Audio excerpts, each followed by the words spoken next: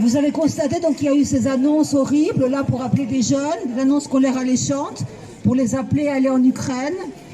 Écoutez, moi une chose me semble claire et votre avis, j'espère, je ne sais pas lequel il sait, mais s'ils en sont à essayer de racoler, enfin, le mot n'est pas très joli, dans la population fragile, vulnérable, ça veut bien dire que notre armée, l'armée française, ne voulait pas y aller majoritairement. Alors il y a des généraux otaniens, c'est vrai. Il y en a un, je ne sais plus comment il s'appelle, qui a dit qu'il avait 200 000 hommes pour les envoyer en Ukraine. Ils étaient prêts, mais la base ne suit pas.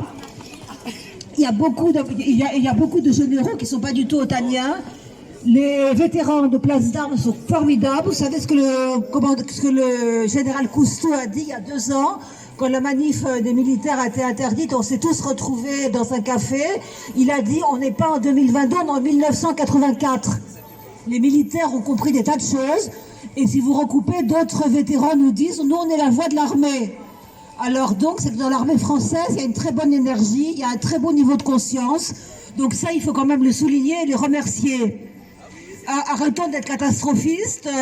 Macron est ridicule. Il a été, comme il voyait bien que l'armée ne suivait pas, il a été monter la garde là, et faire en Allemagne, là, avec devant la Bundeswehr, il a fait le général qui inspectait les troupes, c'était ridicule.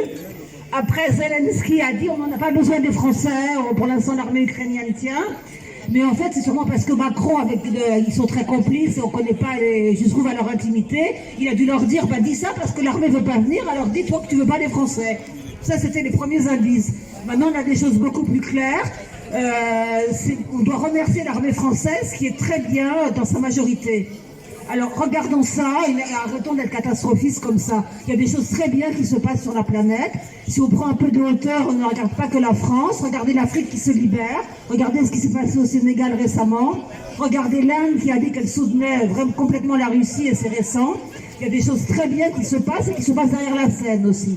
Parce qu'il y a une guerre secrète qui depuis très longtemps, avec des forces positives, des forces négatives. C'est très difficile parce que les forces de l'ombre, nous on les appelle les forces de l'ombre, sont très puissantes. Elles ont préparé ce moment depuis très très très longtemps, le moment de la fin des temps. C'est très difficile, mais il y a des progrès. C'est ça qu'il faut regarder. Et évidemment, ici en France, c'est affreux. On a peut-être le pire de tous les dirigeants du monde.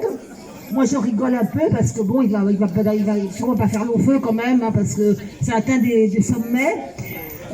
Donc regardez un peu ce qui se passe à l'extérieur et soyez l'optimisme, ça aidera parce que comme c'est avec nos pensées que nous manifestons la réalité, c'est de la physique quantique.